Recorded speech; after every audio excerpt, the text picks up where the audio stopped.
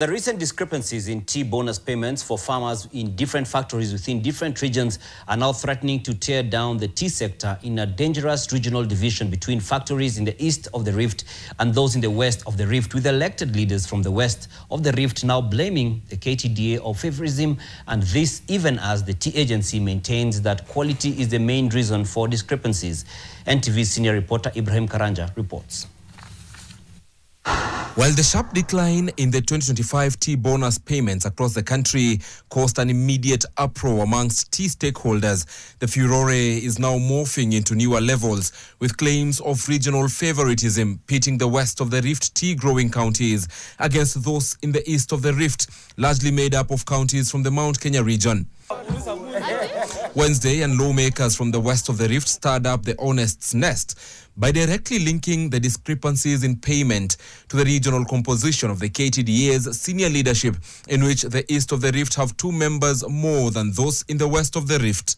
The 2025 second payment, popularly known as the bonus prices released, are the lowest in the recent history.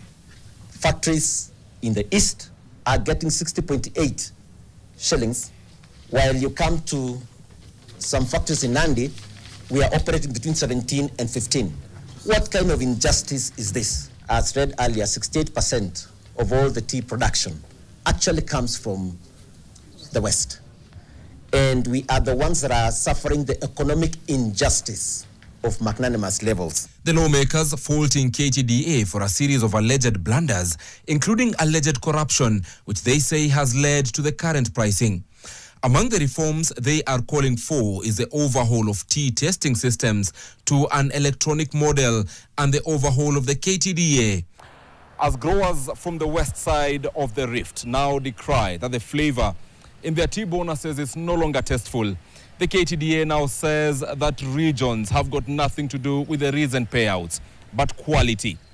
The differences in the payments for different factories and regions have reasons why that happened.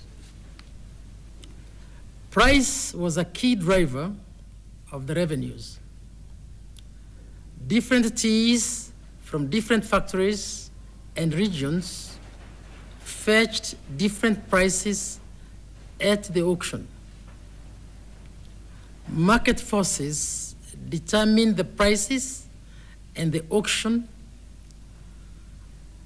and those ones who know, the auction is now electronically driven. No human interventions. There are people who thought that it was time to play politics, and play politics with people's livelihoods and people's business.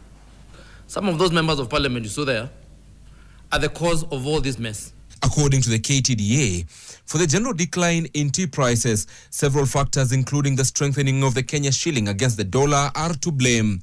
But for discrepancies in payouts between the west and east of the rift, quality remains the main reason, one that is often affected by natural factors such as altitude and high rainfall.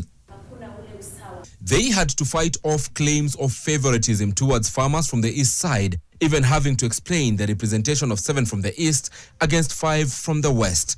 On claims that most tea brokers' farms are from the east of the rift, they clarified that the licensing is a mandate of the Tea Board of Kenya. Meanwhile, as videos still emerge of farmers uprooting their tea bushes, reportedly out of frustrations, more of them are voicing their discontentment over the recent standoff. Ibrahim Karanja, NTV.